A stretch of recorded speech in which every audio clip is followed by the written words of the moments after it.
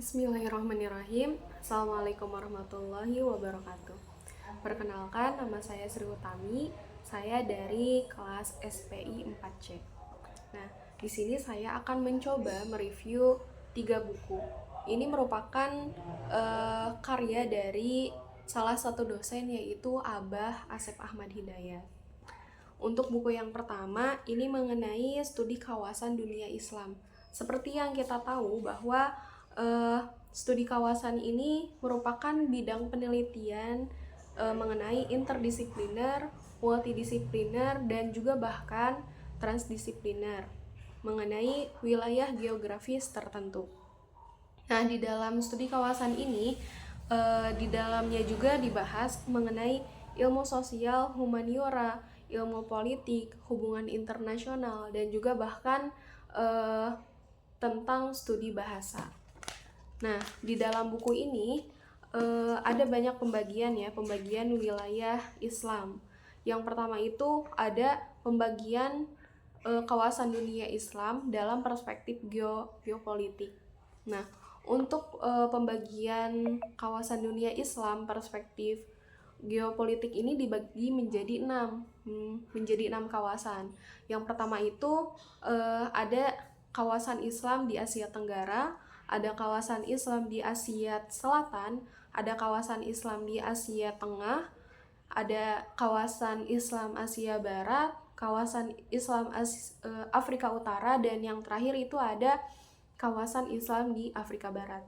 Nah, selain pembagian kawasan dunia Islam dalam perspektif geopolitik ini, di dalam buku ini juga dijelaskan ada pembagian kawasan Islam dalam perspektif Muslim minoritas.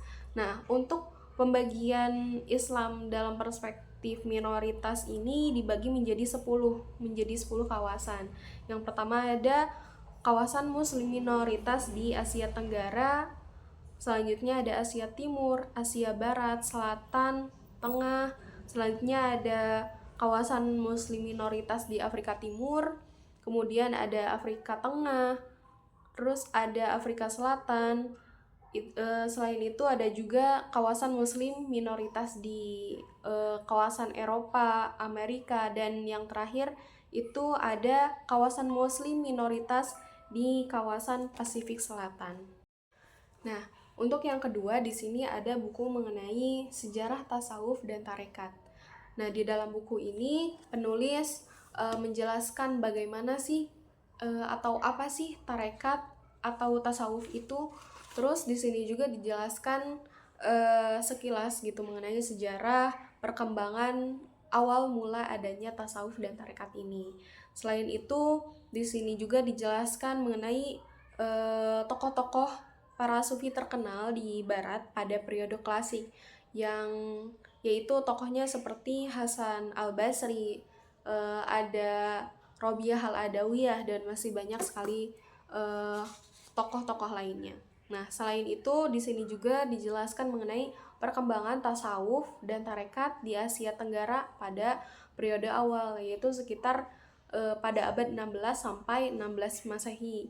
Yang contohnya itu di sini ada Hamzah Fansuri, ada Nuruddin Araniri, ada Yusuf Al-Makassari, dan bahkan di sini juga dijelaskan mengenai Wali Songo dan Syekh Siti Jenar. Selanjutnya di sini juga dijelaskan mengenai tarekat di Nusantara pada Hindia Belanda pada abad ke-19, yaitu ada tarekat Naksabandia, ada tarekat Qadariyah, dan ada tarekat Syataria.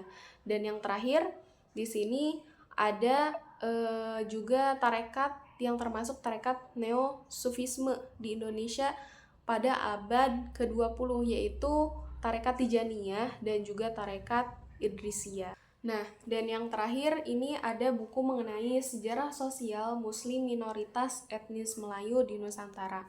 Di dalam buku ini dijelaskan mengenai teori awal masuknya Islam ke Nusantara. Dan yang selanjutnya itu ada sejarah mengenai sosial Islam di kerajaan Thailand. Dan yang ketiga itu ada penjelasan mengenai sejarah sosial Islam di Republik Demokratik Timor Leste.